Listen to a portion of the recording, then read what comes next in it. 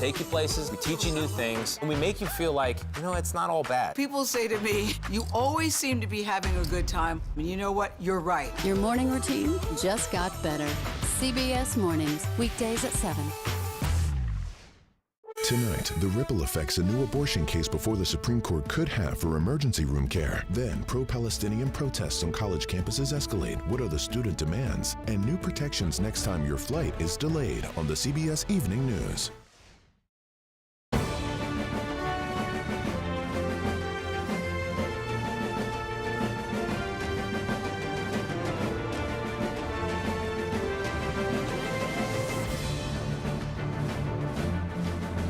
We stand up against dictators. We bow to no one. Neither Israel nor these Jewish students on this campus will ever stand alone.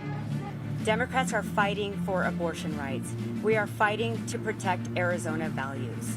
They want to paint us as anti-women. Health care, this is not health care. No.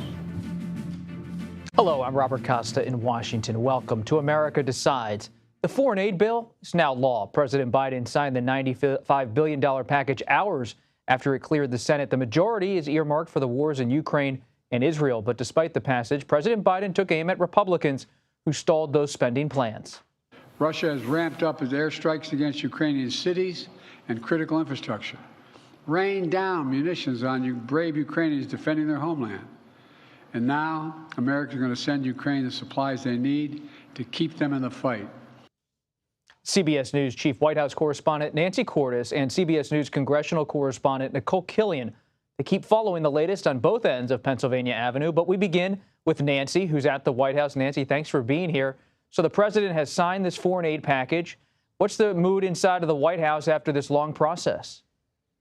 I'd say relief on one hand and, an urgency to get this aid out the door. In fact, they announced today that some of the aid is going to be going out the door right away because these are elements that are already in the U.S. national stockpile that can be sent to Ukraine right away. But frustration as well, because as the National Security Advisor Jake Sullivan put it today, Robert, the Ukrainians have lost some ground because this took 6 months to pass the U.S. House and then the Senate. And as a result of that, he said that Ukraine is going to have to dig itself out of a hole and basically get back to where it was because it had to make do with less artillery. They did also announce or confirm that the U.S. is now providing long-range ATACMS missiles to the Ukrainians. That's something that the Ukrainians have been asking for basically for 2 years. They say they are now giving those to the Ukrainians, but with the stipulation that those have to be used on Ukrainian territory, cannot be used to fire onto Russian territory. Let's listen, Nancy, to what President Biden had to say about the Israel component of this legislation. And with this aid, the United States is going to help replenish Israel's air defense and provide other critical events so Iran can never carry out the destruction it intended with its attack 10 days ago. But at the same time, this bill significantly increases humanitarian assistance we're sending to the innocent people of Gaza who are suffering badly. Nancy, what are you learning from your sources about how President Biden and his top officials are navigating the issue of Israel, Hamas, the protests over Palestine, all at the same time? It's incredibly difficult, Robert, and you have to keep in mind that this is a president who has had a 40-year relationship with the nation of Israel, with Bibi Netanyahu, feels very strongly about standing by Israel, but at the same time acknowledges that the Palestinian people are suffering and has been increasingly vocal about mistakes that he believes the Israelis are making. Obviously, that isn't enough. For protesters around the country, progressives who have criticized his policies. What the National Security Advisor was stressing today was that they have seen a marked increase in humanitarian aid making it to Gaza and specifically to northern Gaza since President Biden essentially delivered an ultimatum to Bibi Netanyahu a couple of weeks ago in a phone call and said, here's what I expect you to do, and I expect you to do it right away. That came in the wake of those World Central Kitchen aid workers being killed in what Israel said was a case of mistaken identity. And so this is the White House trying to make the case that they are having an impact on Israel. They are sort of holding Israel's feet to the fire, and that they are getting results. But that is unlikely to be enough for the mounting critics who are speaking up from within the president's own party. A lot of tough issues, but it looks like a beautiful day at the White House. Nancy Cordes, thank you for your reporting. After signing the foreign aid package, President Biden thanked congressional leaders for working together to get it over the finish line. He said they stepped up and did the right thing. Nicole Killian joins us now from Capitol Hill. Nicole, good to see you. This foreign aid package, never a sure thing on Capitol Hill. How has it changed perceptions, if at all, about House Speaker Mike Johnson? Well, certainly House Speaker Mike Johnson has continued to tout the passage of this bill not only in the House and the Senate, but I think it does speak to the Speaker's creativity, although it took the part of all of the congressional leaders to really move this forward. You had Leader Schumer and Leader McConnell both giving each other a pat on the back and talking about how they worked very closely together, strategizing to get this over the finish line. But, also giving that space to Speaker Johnson to do what he needed to do to try to get this passed. You'll recall that the Senate actually passed this national security supplemental much earlier this year, and then it sat over in the House mostly because of opposition from a number of House Republicans, specifically to that Ukraine aid component. And so what we saw as a result is that Speaker Johnson kind of had to get creative. He broke this up into 4 kind of bite-sized pieces for members, knowing that some would support some components of it and some wouldn't. So that is why you saw that package broken up in the House. But when it came back to the Senate, it was rebundled together. And we've seen the Speaker take similar approaches, even with the continuing resolution several months back, trying to fund the government, where he took that laddered approach. So the Speaker, as he navigates his new role, looking for some innovative options to try to get some of these critical measures passed. I've been reading this afternoon a couple pieces about Speaker Johnson, Nicole. There was an intriguing profile in The Atlantic by Elena Plott, Calabro, about Speaker Johnson, and Jonathan Martin in Politico has a column. And both of them hit on some points about how there's still some muscle memory inside the Republican Party about the so-called traditional foreign policy position, but it might come at a cost. Are you hearing anything from your sources about a potential political threat to Johnson because of how he's handled all of this foreign aid? Well, obviously, this threat of a motion to vacate continues to hang over his head, although he is trying to kind of keep the blinders on and keep it moving, if you will. I mean, Congresswoman Marjorie Taylor Greene has been clear even this week, renewing her calls for a new speaker. But keep in mind, in terms of many of the Republicans I've talked to and Democrats, there doesn't seem to be a lot of appetite to, have a sequel to that 3-week drama that we experienced last fall with the ouster of Kevin McCarthy. Also, many members continue to make distinctions, calling Speaker Mike Johnson a good man. And while they don't necessarily agree with his approach, obviously there were some personality conflicts and differences with McCarthy, which is why all Democrats kind of went along with ousting him and Republicans as well. This time around, there seems a willingness on the part of some Democrats potentially to throw Speaker Johnson a lifeline if it comes to it, but also, again, the Republican conference as a whole, when you talk to many members, many of them are concerned about the political implications if Congresswoman Greene were to move forward on this motion to vacate. And Nicole, very quickly, any update on TikTok? Well, obviously, this was tucked into that foreign aid package that both the House and Senate passed. And so technically what this does is it requires TikTok and its parent company, ByteDance, based in China, to divest, that ByteDance must sell its ownership stake in TikTok. That is the hope of lawmakers through this legislation, giving the company 9 months to a year to make that happen. But TikTok already coming out swinging, saying that they intend to take this matter to court and mount a legal challenge. That message coming from CEO Shou Chew earlier today in a TikTok video to users. He tells users they can still use the platform even as they prepare to mount this illegal battle over this legislation. A lot of young voters might have some thoughts about that. Nicole Killian, thank you. More protests against the war in Gaza broke out today on college campuses across the country. Transportation Secretary Pete Buttigieg spoke with our colleague John Dickerson today about the developments and how universities, in his view, can strike a balance between protecting free speech and safety. So many people speaking out about that are exercising their First Amendment rights. When you see something unsafe, that's very different. Any kind of harassment, any kind of intimidation, that is very different from the legitimate expression of First Amendment rights. And obviously universities, communities are navigating that right now. The bottom line is everybody deserves to be heard and everybody deserves to be safe. You can hear that entire conversation with the former mayor of South Bend tonight on The Daily Report with John Dickerson, streaming tonight right after this program. I don't want legislators telling me what I can do with my body. And if I need safe health care, then I should be afforded that. The abortion rights debate returns to the Supreme Court. We'll take a closer look at how the Idaho law could have an impact on emergency room care in that state and beyond. You're streaming America Decides.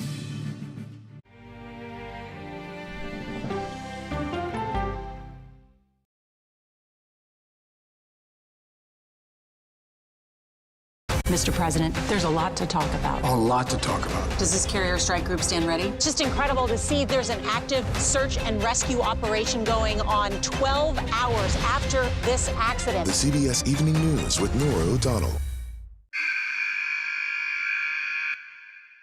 I had progressively fallen deeper into the world of online sports betting. The risk is the rush. What do you think is driving the spike in popularity? I think it's legality. If it's legal, I'm going to use it. There are ways to bet when you are 18. We've created an epidemic of child gambling. You can't walk into a male dormitory in a college campus without sports betting happening. It's America's most neglected problem. I used sports betting as a way to escape, when in reality, I'm choosing self-destruction. Whatever I had left, it was gone. The purpose of the industry is to get you to play to extinction. And that means until all your money is gone. Go to the ends of the earth. Reach for the stars. Yeah, I just took off. That kind of thing. Oh, that's pretty good. Because there's always something new under the sun on CBS Sunday morning. An original documentary from CBS Reports. That desired farm, it's a wonderful place to raise children, and it still is. Promises broken. Black Americans have been the target of racism and discrimination pretty much from the time they acquired ownership in the land. Costing black farmers hundreds of billions in generational wealth. They did everything to make sure we were run off that land. But communities are uniting to continue the fight. Collective ownership is powerful. To keep their land and their dreams alive. To watch my children play on land that we own means everything. So land is power. Most definitely. 40 Acres and a Mule, now streaming on the free CBS News app. People with developmental disabilities were once sequestered by the hundreds of thousands in institutions. Many of our fellow citizens are suffering tremendously because lack of attention, lack of imagination, lack of adequate manpower. Disability activists have since torn down barriers blocking them from living at home or in the community. We conclude that Title II of the ADA requires states to provide community-based treatment for persons with mental disabilities. But of the 16,000 people who remain in state-operated institutions, half are in 5 states, and Illinois is one of them. I don't want to live in the institution. It makes me feel discriminated against. Do you think there are people living in institutions in Illinois that don't need to be living there? Yeah, because they're proving it as soon as they get out.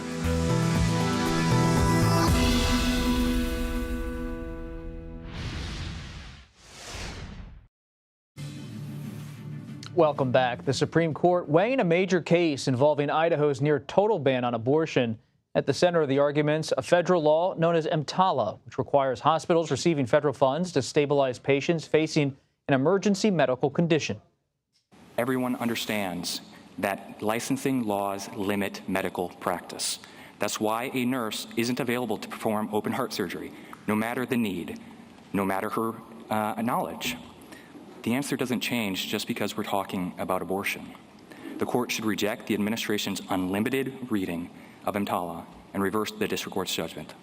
If a woman comes to an emergency room facing a grave threat to her health, but she isn't yet facing death, Doctors either have to delay treatment and allow her condition to materially deteriorate, or they're airlifting her out of the state so she can get the emergency care that she needs.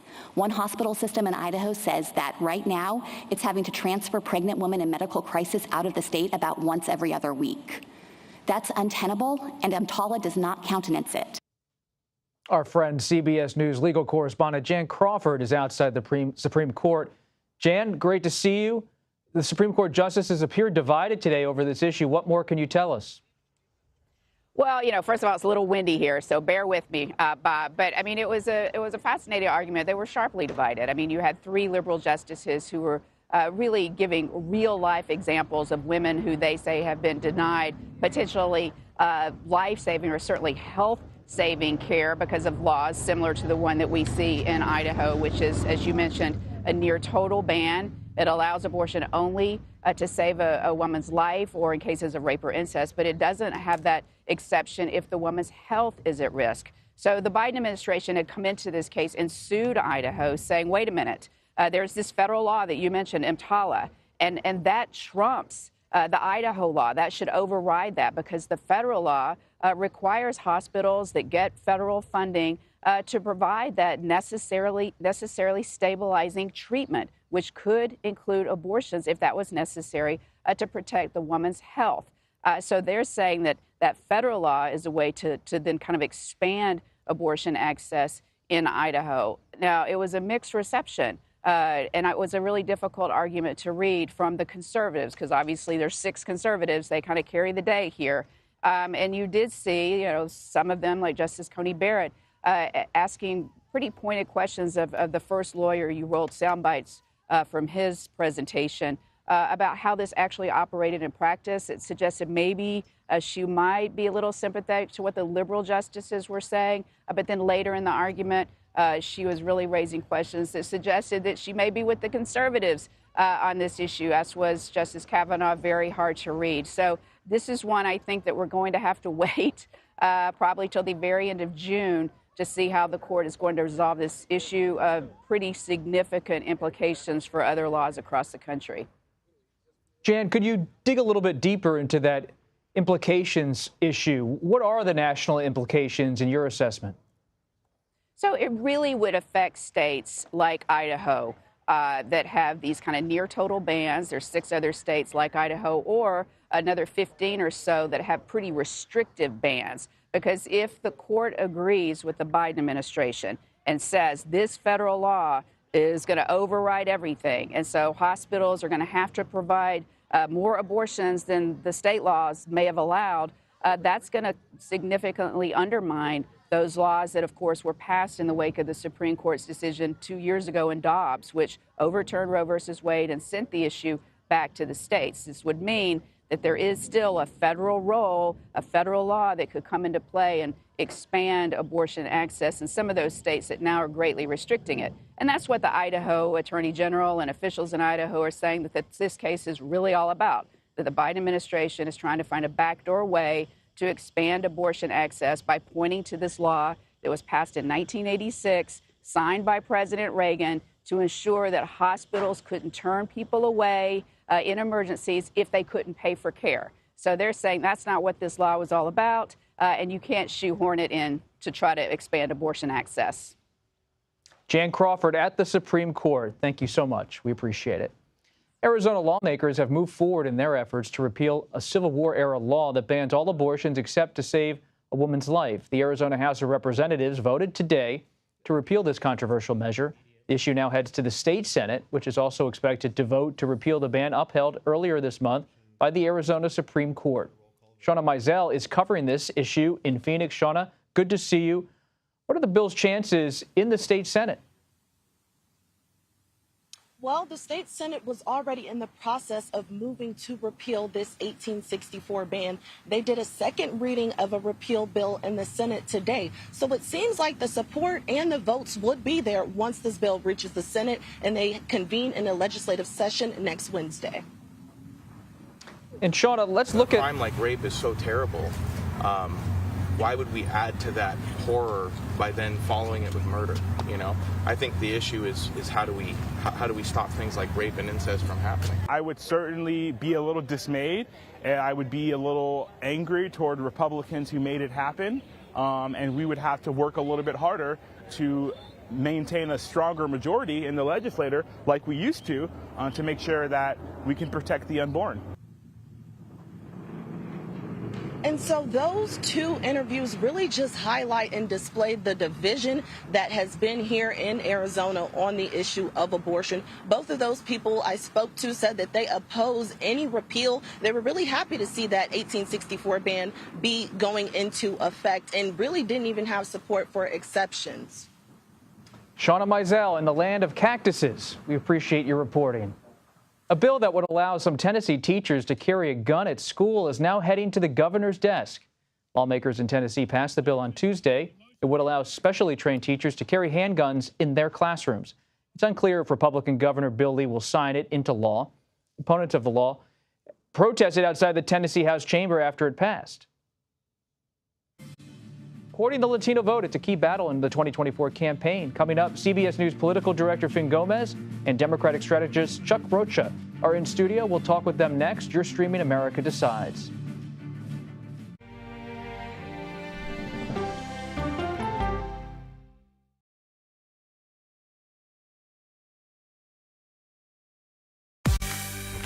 On our places, bright shiny faces. When you wake up in the morning, we want to be your go-to team. Nate has one of the quickest minds I've ever seen. Tony has a way of making people feel comfortable. Gailey has this unbelievable knack to ask the question that you're asking at home. I've been told I could talk to a tree, and that's pretty much true.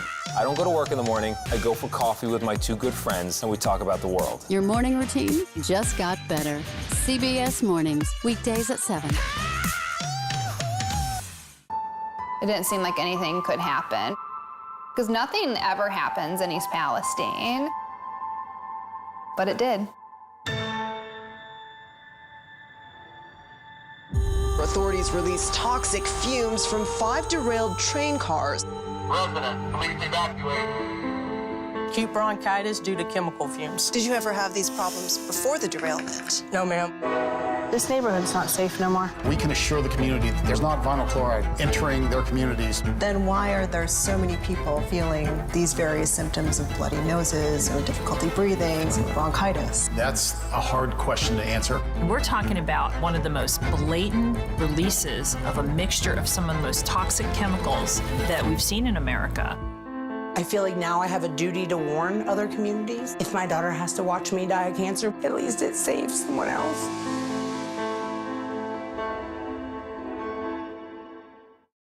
This case. It's like a screenplay, something straight out of Hollywood. But it's not fiction. It's 48 hours. Human remains found this week. 4 families shattered. There's no physical evidence. The mystery would haunt investigators for years. There's some questions that have to be asked and need to be answered. Like a John Grisham novel.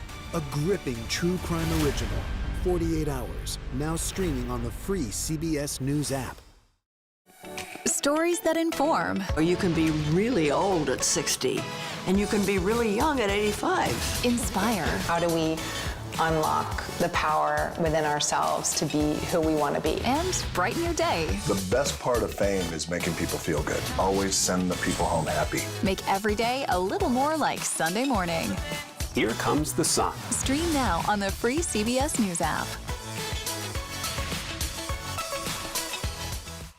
Hello, everyone, and welcome to our Dragon capsule here in space. Sightseers in space, the thrill of a lifetime. Seeing the Earth from space, it was so exhilarating. But the risks that come with the territory. There have been 4 fatal accidents. That's a 1% fatal accident rate. Might make you look before you launch. If you had 1 out of 100 airplanes falling out of the sky, we'd have a public crisis. Space tourism, now streaming on the free CBS News app. Because we turned out in 2020, we achieved the lowest unemployment rate for Latinos in a long, long time. We cut Hispanic child poverty to record lows. We lowered the health care costs. We made historic investments in Latino small businesses. Welcome back. President Biden and his re-election campaign have been clear They need Latino support. This November, several polls in recent months have revealed an increasing number of Latino voters preferring former President Donald Trump. So to discuss this, let's bring in CBS News political director Fin Gomez and Democratic strategist Chuck Rocha. Great to have you both here at the table. Chuck, do you buy this belief that Democratic support among Latinos is diminishing in some way?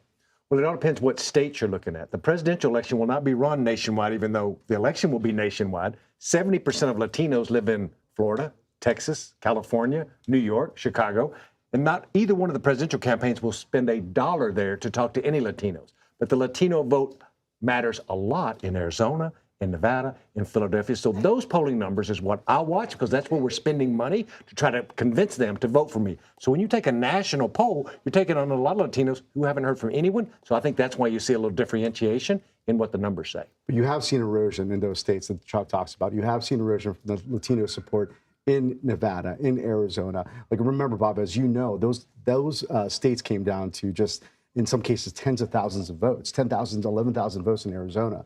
Does Biden have a problem now? I know Chuck's talking about battleground states, so important. But there is a new national poll that came out today, a Pew Research poll that came out today that shows that 44% of Latinos nationally do support or are supporting Donald Trump. There is an issue there that the Biden campaign has to take with. They've tried. They've efforted campaign. They've efforted campaign ads. They've efforted messaging changes, but there's still this erosion that exists. What are they going to do now? That is the big question. If there is an erosion that's happening, Chuck, why do you believe it's happening? As a political strategist, is it because of economic issues, social issues, something else? There's a number of things. One thing is we're splintered. When I was a young man, we had TV on 3 channels, and CBS was one of them. Now it's splintered all over the internet. It's hard to reach Latinos. The average age of a Latino is 27. We love to compare them to white voters and to black voters, and the average age of both of those voters are 44. So they're consuming differently, so they're harder to reach. And what you're seeing is a population come of age in a splintered media society. But is there an issue that's pushing some of them right? No, it's actually just getting to them. They know Donald Trump. That's why they only act that way with Donald Trump, because they all know him, because everybody knows him. I think it'll be much different when it's not a Donald Trump. What's the Trump campaign's read based on your conversations with people close to the campaign? Like they are saying that they know they're not going to win a majority of Latino voters. They understand that. But they need to just peel enough off the margins in places, again, like Arizona and Nevada, even Wisconsin, where we've seen an increase of Latino population there since the pandemic, North Carolina as well, because of the job opportunities there. But they feel that they can pull off enough that they can be competitive or even win. And I think they're setting their sights primarily on Arizona and Nevada, and they feel very strongly that Florida has turned too much to the right for them to be worried about that in November. Latino vote is not a monolith, right? Not at all, no. Look at here. There's not a monolith right here. Me and Finn are both Latino. We couldn't be more different the way we just talk or our fashion styles. Either way, we're very different. It's just like a voter. I'm slightly better looking, but yes. Whatever. We can argue that all day long. But when you talk about the voter, Texas voters, cowboy hats, buckles like me, but that Latino voter on the south side of Milwaukee is a newer immigrant. They're even younger than 27. So running your campaign, and I think this is what Joe Biden's getting right. He's starting earlier. People give me lots of credit for Bernie Sanders and what we pulled off with Bernie. We started earlier. We expanded the target list, and that's what Joe Biden's done now. Every Democrat got a wake-up call 8 years ago when Joe Biden overperformed with Latinos, and now they're trying to right the ship, and I think they're headed down the right direction. They have time. They do have time. That's something that, 6.5 months out, they're spending, again, millions of dollars on Latinos, on Spanglish ads, which is something that is really unique. As the Latino electorate changes, you see more of that. So, the thing is, again, looking at these polls, if you're in Wilmington, if you're a top Democrat, there should be some concern as to how they play this with just 6.5 months left. Do you believe former President Trump could pick a Latino to be on the ticket? It would be smart. And the Trump bothers me every single day as a Democrat. He's an anomaly, but he's in a powerful anomaly where everybody knows him. We've talked about this. It takes a certain amount of money to build a name ID of a candidate where everybody knows you. He already has that. That's why being in a courtroom in New York City doesn't really hurt him, because they already know him. And then when you sprinkle in that he's talking about jobs in America, talking about the rigged system and things that he don't believe in, but he says because he knows that resonates with Latinos. And also there's an increase in small businesses since the pandemic that are, like, I think it was about 35 to 40% are Latino owners. the new launches since 2019. That says something. And there's also this nostalgia for Trump that you do hear in some pockets of Latino voters, nostalgia of his economy from 2019. They often, sort of forget or erase 2020 as well with the pandemic, but there is some of that you're seeing in some of these battleground states, Bob. Latinos will be the biggest marginal universe in all of the country when it comes to who is the persuadable voters. They just have a bigger impact because they're concentrated where their votes mean the most. Yeah, and I think a lot of Democrats, as Chuck just said, feel that they will come home. But, ultimately, when it gets closer to the election, closer to November, they will see the contrast between Donald Trump and Joe Biden, and they will come home and rely on things like immigration. His position on immigration as opposed to Donald Trump and other issues. Vin Gomez, Chuck Rocha, thank you so much for swinging by America Decides. We appreciate it. Thanks, Bob. New Jersey Congressman Donald Payne Jr. has died. His office says he was hospitalized for the past 2 weeks after suffering a cardiac episode related to complications from diabetes. The Democrat had served in Congress for 6 terms. He succeeded his father, who also died while in office. Donald Payne Jr. was 65 years old. Pennsylvania's primary day, perhaps a protest vote. Ahead, how Republicans in the swing state are sending former President Trump a message by supporting Nikki Haley. Anthony Salvanto joins us next with more on how it could affect both Trump and Biden in November. You're streaming America Decides.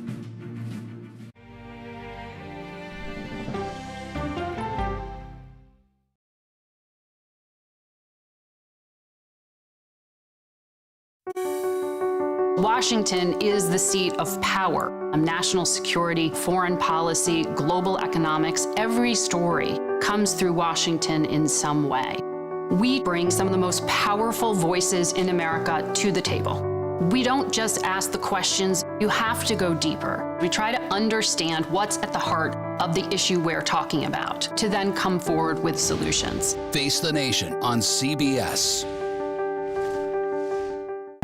The justices ruled that Harvard and the University of North Carolina violated the Constitution. In the aftermath of the Supreme Court decision to end affirmative action in college admissions, uncertainty sets in for some students of color. Affirmative action really gave us an equal opportunity. CBS Reports explores the historic decision and what it means for those chasing an opportunity to change their lives. I knew that college was the ticket to break this cycle. The end of affirmative action, now streaming on the free CBS News app. Okay, let's go. You guys good? Hey. All right, we good? Keep going. The clock, it's ticking. Off we go. 60 minutes. 60 minutes. 60 minutes. It's time for 60 Minutes, Sundays on CBS. An original documentary from CBS Reports. AI is among the most world-changing technologies ever. Curing diseases, scientific breakthroughs, making lives better. It can help us with medical discoveries, scientific discoveries, doing better agriculture, having cures for things like Alzheimer's. It's also going to really transform the way we work. The uplifting potential of artificial intelligence is limitless. It gives you a friend, somebody to chat with 24/7 that is non-judgmental. He makes me feel loved and desired. And so are its downfalls. The problem with all this AI is that it's unpredictable and uncontrollable. The choices we make now will have lasting effects for decades, maybe even centuries. The ChatGPT revolution, now streaming on the free CBS News app. We are about to see American weapons in the hands of Mexican cartels. A gun pipeline to Mexico. We are arming the cartels. 100%, no doubt about it. Happening right under our noses. Who's doing something about this? Nobody. A CBS Reports exclusive. Most Americans have no idea that we are effectively arming the enemy next door. This is the story the American people need to know. Arming cartels, now streaming on the free CBS News app. America Decides, taking you inside American democracy. The most important stories on a day-to-day, hour-to-hour basis. You're going to hear a lot of reporting. It is clearly a pivotal moment. Gun control, the economy, education. Both sides of the political aisle fight it out for power. Bringing you the analysis that you need. Thoughtfully, with context. Be part of the conversation. On CBS News Streaming. Welcome to America Decides, Monday through Thursday at 5 p.m. Eastern.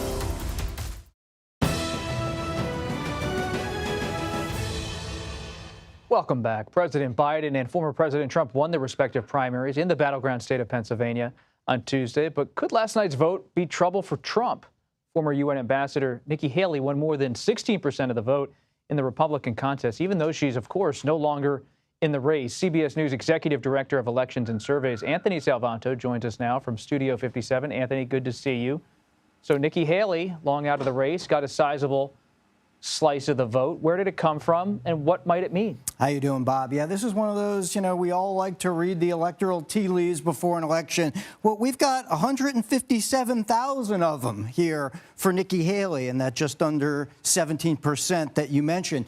But it's the where those votes came from that I think is particularly important. I'm going to zoom in here on the Philadelphia suburbs, Bob, and as you know as well as anybody, these are the places that we all watch to see which way Pennsylvania is going to go because they're going to be pivotal. Now, look at Haley's numbers in Bucks County outside Philadelphia, 19%, better than her statewide. Montgomery County, almost a quarter of the vote. And these are Republican voters who came out after they knew she was out of the race to cast these votes. Why are these areas important? Well, I'm going to take you back to 2020, Bob, and I'm going to show you this because these are places that Joe Biden won. These are places, in some of them, he had pretty tight margins, right? Here's Bucks County at almost 52%. But the thing about these places is they're also the kinds of voters where Donald Trump would hope to cut into some of those margins. They're more affluent. They have college degrees at higher rates. These are the kind of voters we're going to be watching throughout the year, and these are the places where Nikki Haley did relatively better. That doesn't mean, and I'm going to close with this, that doesn't mean they're all going to vote for Joe Biden. In fact, polls tell us most of them are going to come back to Donald Trump. But is this an opportunity for the Biden campaign in that region? Are there sort of votes being left on the table if they don't go out and get these voters? That's going to be a key question. Anthony, you're speaking my language as someone who grew up in Bucks County, Pennsylvania. I have spent many years looking at Bucks County, thinking about Bucks County. And former President Trump, you're right. He's paying attention to Bucks County as well in those collar counties of Philadelphia. He was just in Newtown, Pennsylvania, having a fundraiser, of course, in Bucks County, Pennsylvania. And Brian Fitzpatrick, it's notable, the Republican from Bucks County, won his primary against a conservative challenger. And so those voters who have long supported more centrist Republicans in different respects, maybe a little bit wary of Trump, but do you believe they're going to stay home? And that area of the country is also very much supportive of abortion rights. How is that issue affecting things quickly? Very quickly, Bob, I think you want to look at that the way voters have told us in recent polling that it's about abortion rights for them. But a lot of women have told us by this 3-to-1 margin, just about, that they feel in general after the Roe v. Wade overturn, access to women's reproductive health care more generally is getting harder. And that's how you frame it, Bob. It's interesting. Bucks County was long represented by someone named Jim Greenwood, a Republican who was conservative on economic issues but supported abortion rights. Anthony Salvanto, thank you. Thanks. Let's dive into all of this, just how former Ambassador Nikki Haley's grip on a sizable share of Republicans in the battleground state of Pennsylvania, how that happened and could affect the race the rest of the year. Matt Gorman and Caitlin Huey-Burns are with us now here at the table in Washington. We appreciate you both being here. Thank you. Matt, you've worked for Senator Tim Scott and many other Republican candidates on a national level. When you see what happened in Pennsylvania, do you see a microcosm for something that could be playing out nationwide among some Republicans skittish about Trump? Or is it more just a protest and they'll come home in November? I think the latter for a very specific reason. Last night, as you mentioned before, Brian Fitzpatrick had a very competitive primary against a challenger that was further to the right. So I think when you see those voters, that's more of a good sign for Brian Fitzpatrick's turnout operation than anything else. He was able to get his voters there who are more moderate in the party. And when they're there, they're going there primarily for Fitzpatrick, and they make a decision in the booth probably as a protest vote against Trump more than anything else.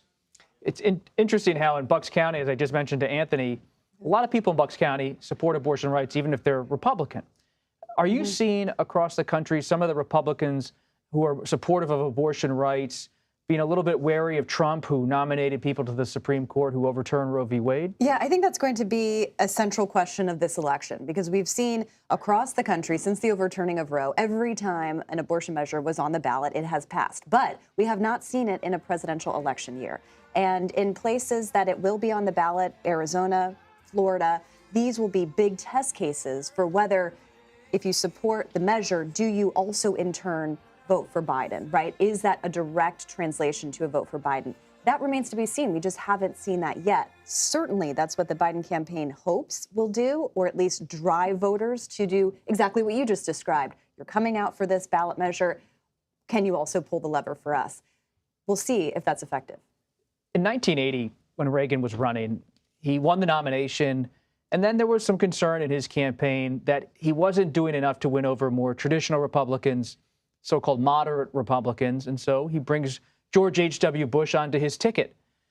When the Trump people and Trump allies look at these numbers in Pennsylvania, Matt, do you believe this could nudge them towards selecting someone as a running mate who appeals to a more traditional Republican, maybe not Liz Cheney per se, but someone a bit more in that realm of the GOP, or do they just go more in the Trump direction? I think what we've seen from 2016 and his experience over the last 8 years as president and also as non-president now, I think the one thing they're looking for more than anything else is loyalty. I think that's why you see this audition, so to speak, of candidates, whether they're on Sunday shows or on television, talking about how they can defend the president. And you're seeing, whether it was Kristi Noem on Sunday, them slowly migrate their positions to fit in line with Donald Trump. I think the story, if Trump is also elected, as we saw in early 2017, folks from the RNC staffers come in and were that first wave of staffers.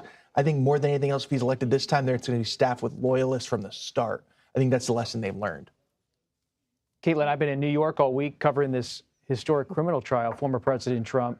Do you believe some of the voters who went for Haley in Pennsylvania, might they have reservations about having a possible felon on the ticket as their nominee in November? Or do you believe, based on your reporting, do you conclude that these issues are already baked in, the legal challenges for Trump as they look at the Trump campaign? Well, it's interesting when you talk about Haley voters, because we're kind of all trying to figure out where they go. Obviously, they weren't sizable enough to overtake him in the primary, but are they sizable enough to make the difference in the margins in the general election? My own experience covering a lot of Haley events, a lot of those voters were already kind of aligned with Democrats. A lot of them said that they were kind of disaffected Democrats and were looking for kind of a new home.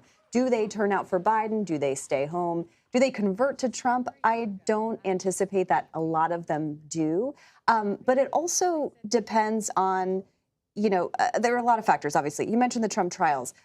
Is it baked in, or the image of Trump every day repeating the kind of salacious details of the Stormy Daniels saga? Does that kind of remind those suburban voters reasons why they moved away from Trump in the past elections? If that's true, maybe the gag order in the case will be helpful to Trump if he's not able to talk about those issues. What about for President Biden, Matt? Does he look at these numbers in Pennsylvania? Do Democrats look at these numbers and see an opportunity? And should Republicans be worried that Democrats could say to these traditional Republican voters or Brian Fitzpatrick voters in Bucks County, hey, we're here for you.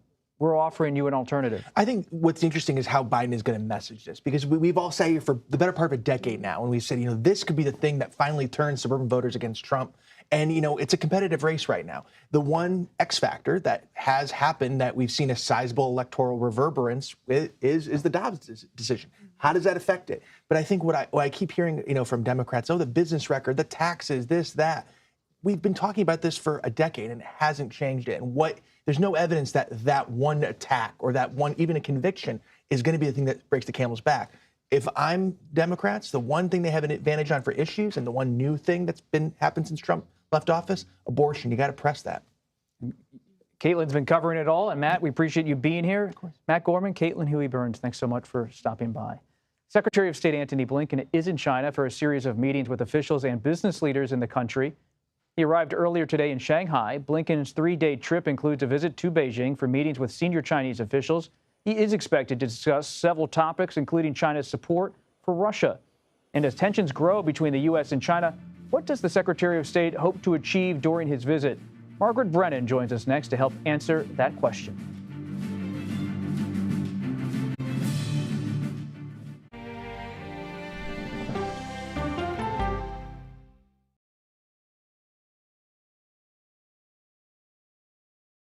Go to the ends of the earth. Right now. We got something crazy.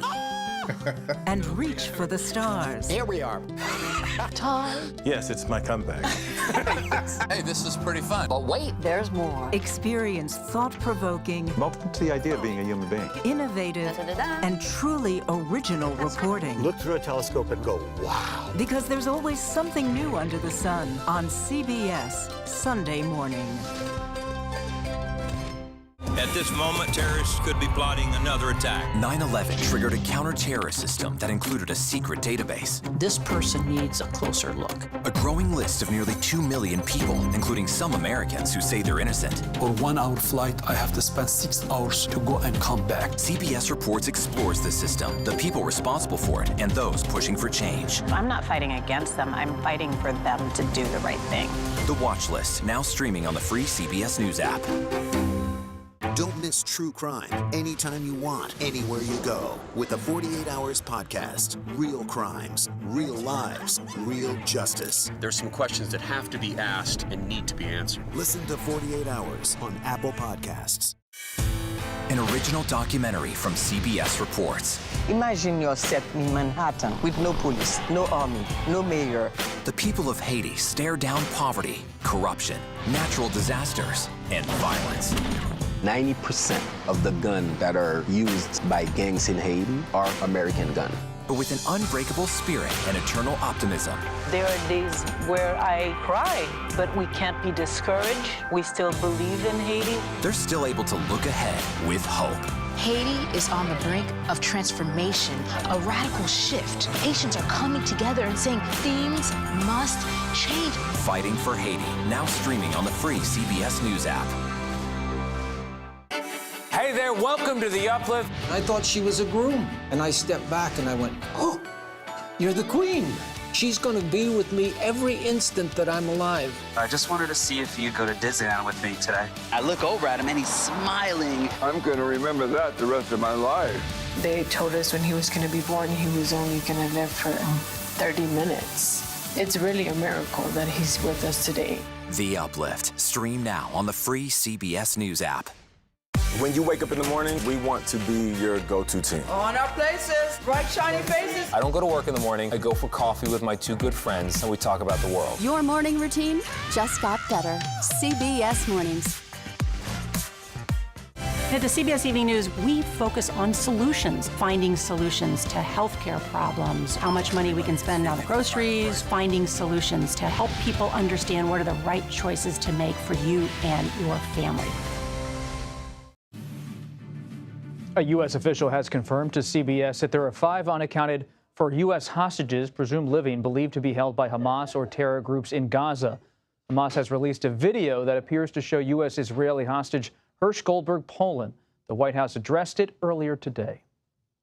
The moment that we got the video that showed Hersh, we gave it to the FBI Hostage Fusion Recovery Cell. Those are the experts who have the technical capacity to actually look at that video and discern, or at least assess with as much specificity as possible, the answers to your questions. They are in the process of doing that. I'm not going to get ahead of that assessment. CBS News Chief Foreign Affairs Correspondent Margaret Brennan joins us now. She, of course, is also the moderator of Face the Nation. Margaret, great to see you. What more can you tell us about this video? Well, this is a new tactic by Hamas. Bob, this is the first time we have seen a video like this of a U.S. hostage released publicly. We know it was privately delivered to the White House on Monday. The family also received it. Many officials surprised to see this proof of life in some ways because Hersh's injuries were so grave. And you can see in that video that he is missing his left hand. He sustained injuries on October the 7th. And as his mother has shared publicly, there were concerns about the degree to which he'd be able to survive a severe injury like that one. He makes a number of statements that were clearly made under duress in that video. The White House and the FBI are assessing it to try to determine things like location. Is there anything on the metadata that also can indicate the actual date on which it was filmed? He says it's the 200th day of the war, but they're just trying to get any kind of information they can glean to try to do something with it that could inform Israeli authorities or the U.S. efforts. But the Goldberg Poland family released their own video today. this has to be incredibly painful to hear your son make these pleas, but in some ways, they were relieved in this video, saying it's the first time they've heard their son's voice in 201 days, and it has proved that he is alive. So in some ways, it has rejuvenated hope, although the diplomacy currently is completely stalled, and his mother made a plea for that to restart. You've been so vigilant covering these hostages in this conflict and in so many other conflicts, people held across the world. You've also been tracking the Secretary of State, Antony Blinken, who is overseas. What are you watching on this particular trip? Well, this is always something to watch very closely because this is the chief adversary to the United States on the global stage, and the only one, as President Biden would say, with the ability to really reshape the global order. Secretary Blinken is arriving with a bit of a threat in his pocket. He has this $8 billion in terms of what Congress has just authorized to shore up the Indo-Pacific in defense of Taiwan. Diplomacy is often thought to be most effective with the threat of force implied, if not at least explicit. And in this visit, he is going to make a few points, including, one, something very key to the election, really pressing China to cut back on the flow of fentanyl or ingredients to make fentanyl to North America and into the United States because it's killing so many Americans and the precursor chemicals made in China, but also on this connection to Russia. We are seeing China and Russia explicitly aligned here. Remember, President Biden laid down this red line saying, do not arm Russia in its war against Ukraine. China is going right up to that line. We have now seen U.S. officials declassify intelligence indicating that Russia and China are co-producing drones, that China is helping rebuild the military-industrial complex that Russia is using. In other words, blowing past U.S. sanctions and helping to have Vladimir Putin potentially win this conflict. So that's something that Secretary Blinken will also be pressing here. We don't know what the consequences are there. The implied threat there might be sanctions. And quickly, in the final minute here, what about Americans wrongfully detained in China? Do they have any hope of their situation being addressed? Bob, we don't talk about these cases enough, but individuals like Texan Mark Svidon, I hear from his mother regularly. She's afraid her son is going to take his own life. He has been, in the words of the State Department, classified under U.S. law as wrongfully detained for crimes he is alleged to have committed when he wasn't even in the country. But there are other Americans, too, here, David Lynn. And before I go, I want to make sure that I mention Kai Lee. We will have Blinken raise these issues. Not clear that there will be any results. Margaret Brennan, thank you so much for your reporting. We appreciate it. Can Robert F. Kennedy Jr. bring skeptics and activists together on the issue of climate change? The independent presidential candidate is talking about the environment in Texas. We'll head there to the Lone Star State next. You're streaming America Decides.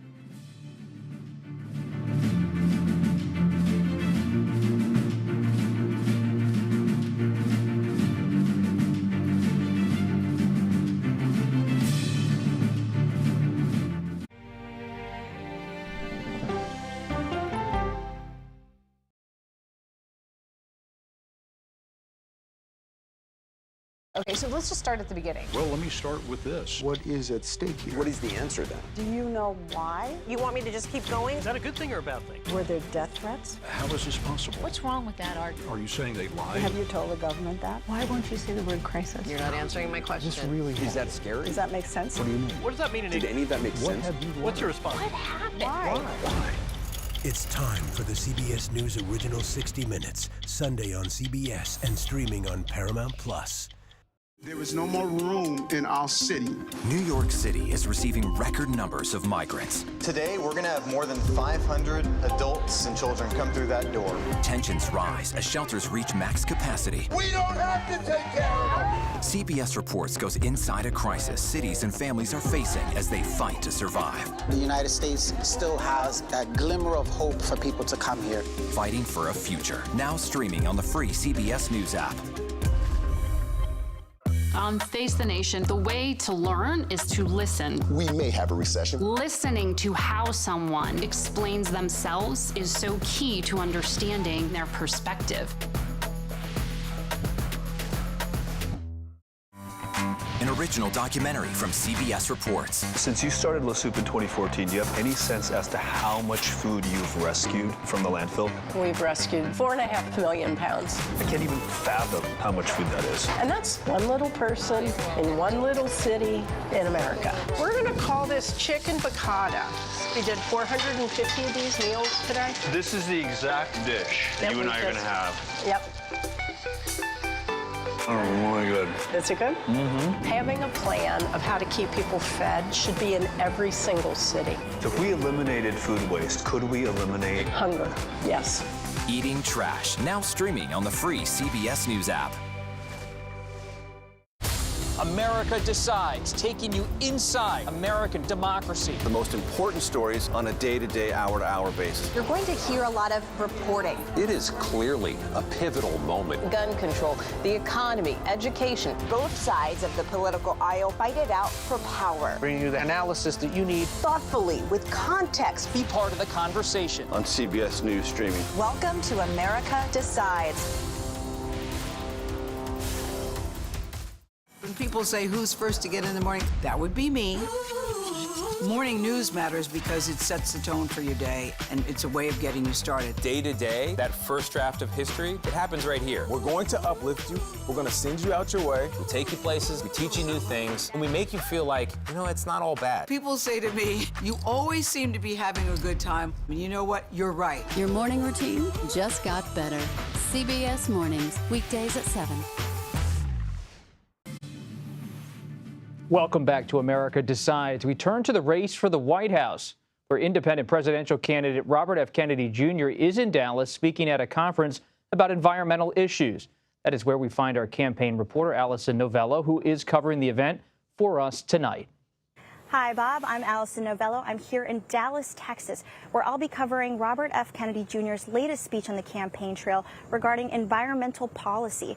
Now, the candidate says he's going to address some of the challenges that the environment is facing and present some solutions for the issue.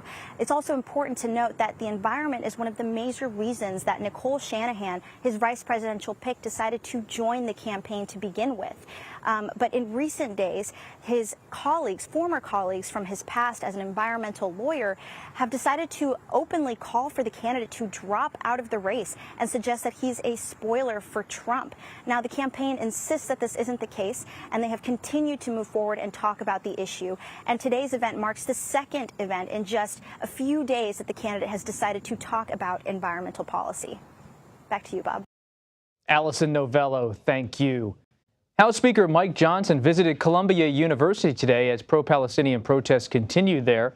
Student demonstrations are happening on campuses across the country, like here at the University of Southern California.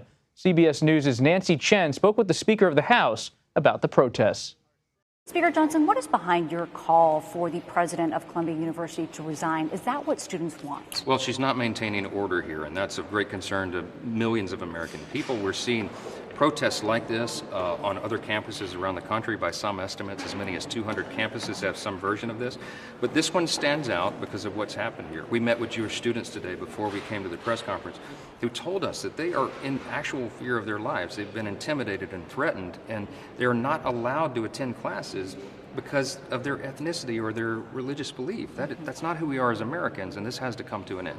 You have called for possibly revoking federal funding for universities as well as some of the student visas for these protesters. Why would that be necessary? Well, because we need accountability. This is the precious treasure of American taxpayers, and they do not want to fund this kind of chaos. This is not the free exchange of ideas. This is not respecting the free marketplace of ideas in public debate. This is something very different. They are chanting death to America. They're waving Hamas flags, the vicious terrorists who raped and murdered women and children, cooked infant children in ovens on October 7th. They're siding with them. Hamas came out today with an endorsement statement of these protesters and said these are the next leaders of our country. That is not who we are. But in that group, there are also peaceful protesters. Are they also involved in this group that you think should have their student visas revoked? Peaceful protest is one thing, but we have a whole subset of students who are in fear of attending class, and the administrators acknowledged it because they said, let's cancel classes. I talked to students today with tears in their eyes who are trying to prepare for finals and all the stresses that comes with that. And now they're worried about their physical safety. We need the administrators of these universities to get control of the situation. And if they can't, then we need the National Guard, law enforcement, or someone to come in here and take control. Progressive Pennsylvania Congresswoman Summer Lee prevailed in her primary race last night. She represents the state's 12th district in Pittsburgh. Lee, who has been critical of Israel's military handling and its military actions in Gaza, easily defeated her Democratic challenger in a race some thought she would maybe lose or at least be close. Meanwhile, former local news anchor Janelle Stelson won her Democratic primary in the state's 10th district around Harrisburg, the capital. She now faces Congressman Scott Perry, who has been criticized for efforts to help former President Donald Trump overturn the 2020 election. And if you live in California, getting through airport security may become more of a hassle. A bill heading to the state Senate there would restrict Clear, a tech company that verifies travelers and allows them to skip those TSA lines. The revised proposal prevents Clear from expanding to new airports until they receive their own security lane. Critics of Clear say it allows wealthier customers to pay a fee and skip ahead of other passengers who've been waiting in the same line. That does it for today. We'll be back with another edition of America Decides tomorrow at 5 p.m. Eastern. The Daily Report with John Dickerson starts now.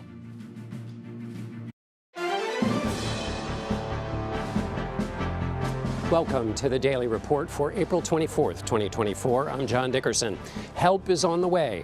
President Biden signed the foreign aid bill and promised shipments to Ukraine within hours. We'll get reaction from Ukraine's ambassador to the United States.